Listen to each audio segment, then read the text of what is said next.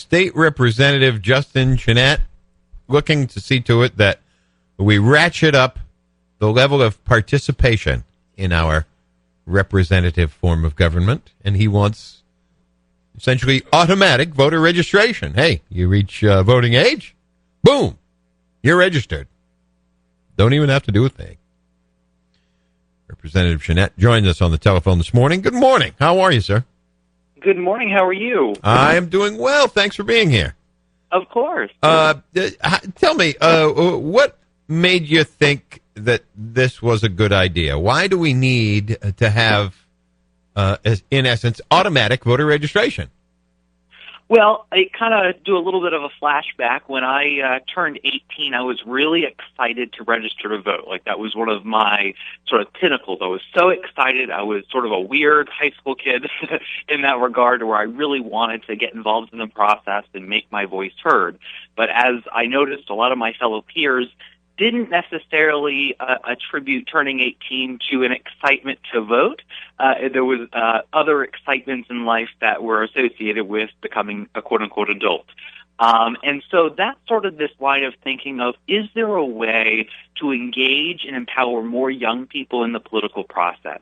And I think it's really important that both parties recognize that importance, that it's not about just Democrats or Republicans. It's about recognizing that both sides benefit when more people vote, more people are engaged, more people are educated about the issues and the candidates. To me, that's very healthy for our democracy. So why wouldn't we want to get more people registered to vote and in turn more aware about their civic responsibility as an American citizen? And so I'm really excited about this. I think there are things that we can do to make this effective. This is modeled after Oregon's law, which became the first state in the entire country to pass something like this. They're making it work. I think we can model it after them and be successful. Yeah, the way Oregon's law is set up, essentially anybody who's registered through this new automatic voter registration process in that state, which is done by way of records from their well, in Oregon, it's the DMV, the Department of Motor Vehicles, as opposed to Maine's BMV. Same thing. When they obtain or renew a driver's license, and that information shows them to be of legal voting age, then they're automatically registered to vote. They actually receive an opt-out message that gets sent to them. Say, hey, you're registered to vote unless you tell us otherwise. Right, exactly. And that notification to me lessens this scary nature of being automatic, right? You're going to get notification that you're registered, and at that point you will be allowed to either opt out, which hopefully people don't choose to do, but also they'll be able to affiliate with a party or not affiliate with a party depending on their personal choice. And so to me, it's just about educating the populace and having the assumption that when you turn 18 and you're a legal American citizen, the assumption is you're a registered voter, and not the assumption of asking, do you want to register? The question should be, do you want to vote? And to me, that operating at that level of assumption, you're going to be reaching people that may have not even thought about registering to vote. And it's going to make the process more simple, convenient, and it's going to streamline government, because this is a big thing for me. Why fill out multiple forms with multiple agencies rather than filling out one form one time? If you move, why should we have to go through such hassle to try to make sure all the different T's are crossed and the I's are dotted, when you can literally, once you move within Maine, say you move to Saco, for instance, just a little promotion there. It should be automatic. You shouldn't have to manually re-register to vote in that municipality. It should be something that, based on when you change your driver's license, that's when they make the change for you. It's putting the onus on government to do that job. And to me, that's their responsibility. Why are we putting that onus on the individual where we already have a number of responsibilities when we're moving, when we're doing this, that, or the other? This is, to me, one of the things that government should be doing to empower people into the political process. Representative Chenette, I absolutely agree that we need to have a greater level of participation. Maine has traditionally had some of the strongest voter turnout numbers in the nation. And I think that's something that we should, A, be proud of, and B, recognize as an opportunity to further improve that level of participation. But when you talk about this being an automatic thing, I get it, I appreciate it, but a number of questions come to mind. You talk about when somebody moves and then they go to the Bureau of Motor Vehicles and they change their address. I got to tell you, having worked for a period of time as a spokesperson for the Secretary of State's office, people don't do that.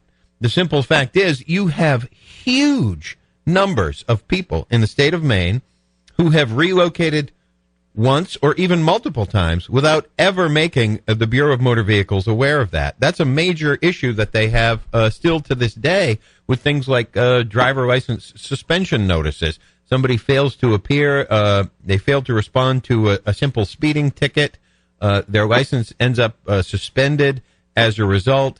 A suspension issue is sent out by the Bureau of Motor Vehicles, and guess what? It comes right back to the Bureau of Motor Vehicles as undeliverable, saying that person no longer lives at that address. So I don't know that this is going to eliminate any substantial amount of confusion or simplify the process necessarily.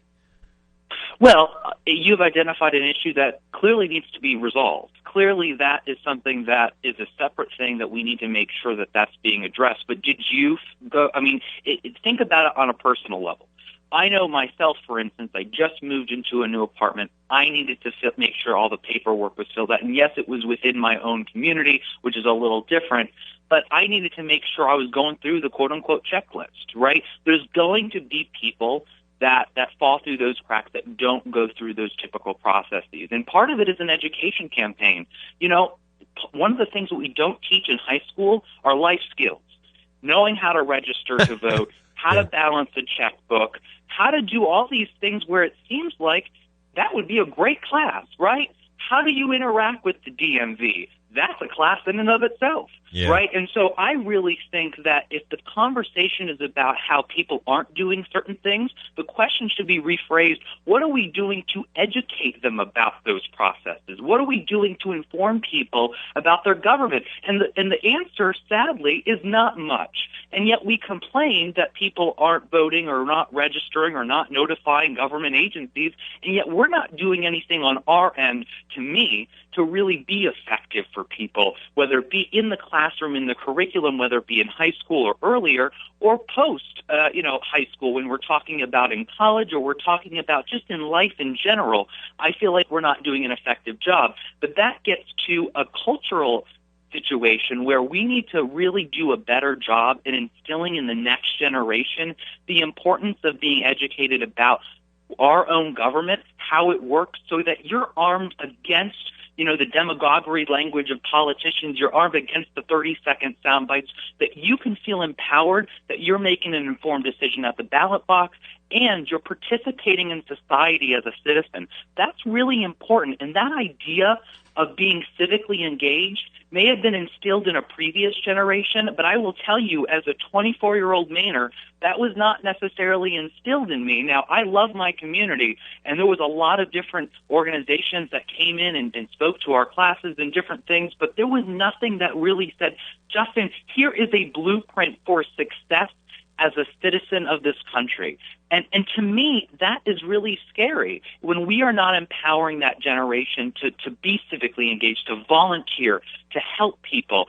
That, to me, is one of those cultural, societal things that gets beyond just putting one bill in. It gets beyond government. It's something bigger. It's about saying that we're more concerned about voting in the next presidential election than we're voting on the voice, right? And that's something that you hear consistently. But one of the things I just find funny is that people of a different generation will complain that why are these young people lazy or not motivated to register to vote, but yet in turn don't recognize that why aren't we teaching that? Why aren't we instilling those values in the next generation? This, to me, gets to that ideal in a different format. Right? We're putting the onus on agencies, to me, that this should be their top priority. This should be their responsibility. And to me, this could be effective if done correctly. So the onus should be upon the Bureau of Motor Vehicles, just so I understand. So the onus should be on the Bureau of Motor Vehicles as an agency to see to it that people are registered to vote?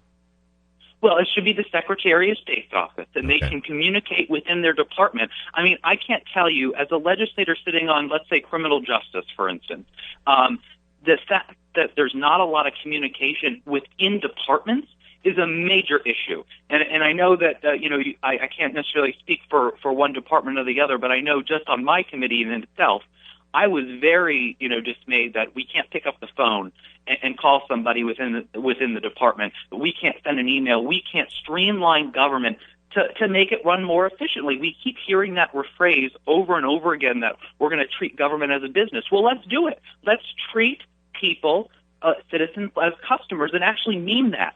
Let's streamline it so you don't have to fill out multiple forms. You can fill out one form. Why can't we do that within government? You hear that time and time again from the governor and other people. Well, let's actually mean that with action. This is something that will do that. It will hopefully streamline government where it'll be more effective for people.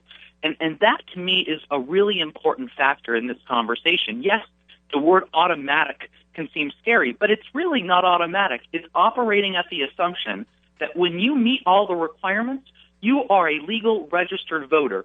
The choice that you have to make is whether or not you want to be affiliated with a party or not, and where your nearest polling place is. That information should be provided to you. It should be easy to vote, because guess what? That is an important responsibility that we have to instill in every single generation.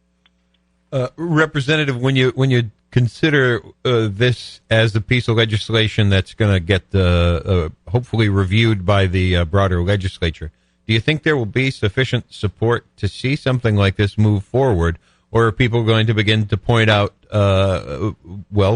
potential shortcomings? For example, people who don't seek a driver license, as an example, who will be left out of the process.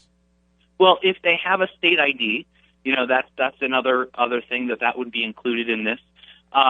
Obviously, we're not going to reach everybody, and I would hope that in this conversation, in other conversations that we're having about this bill online, and then obviously in the legislature when it goes to legislative council first on October 22nd, and then hopefully when it goes through the committee process, we're actually going through some of the problems. I want to make this work. So when people delve into this line by line and find inefficiencies in it, find ways of improving it, I love that. I don't take that personally. I think that's a great thing, because we're making sure that we're covering all the bases before we get to the point of saying, yes, this would be a good law. As it currently states, this is literally one line. This is literally the title. And just the fact that we're having this conversation really starts to really whittle down to what should the language look like. Should it be modeled after Oregon, or should we have our own system, and what would that system look like? And it only happens when we have these conversations. So I implore people that if there's suggestions in this process, if other legislators have, suggestions, let's have that dialogue. Let's make it more efficient. Let's make it more effective for Maine. I think there's a way of doing it. Like you mentioned, there was some issues potentially with DMV. Yes. Well, let's figure out how can we address those instead of just saying, well, that's a problem we always have. Well, how do we fix that? Because I can't tell you how many times people have told me in Augusta, that's just the way things work here. Oh, yeah. We can't do anything. Well, if we keep saying that, we're never going to actually achieve any successes. We're not going to move the needle forward. We're not going to make government effective for people in their lives. And so I'm saying, no, I don't agree with that mentality. Let's make those changes. Let's have those difficult conversations and move the needle. It does seem that this is an opportunity to address concerns that many Republicans have expressed with regard to their oft-quoted boogeyman, voter fraud. Because you can't get a driver's license in the state of Maine unless you've proven citizenship and residency. So I would think you could find some fairly strong support coming from Republican members of both the House and Senate. Well, I should bring you to Augusta. That's a perfect argument. I think that I'm hoping. Obviously, there's going to be some Republicans that don't support this because for some reason because it came from you, because there's a D next to your name. Well, there's potentially that, but I do think I'll give my Republican colleagues credit.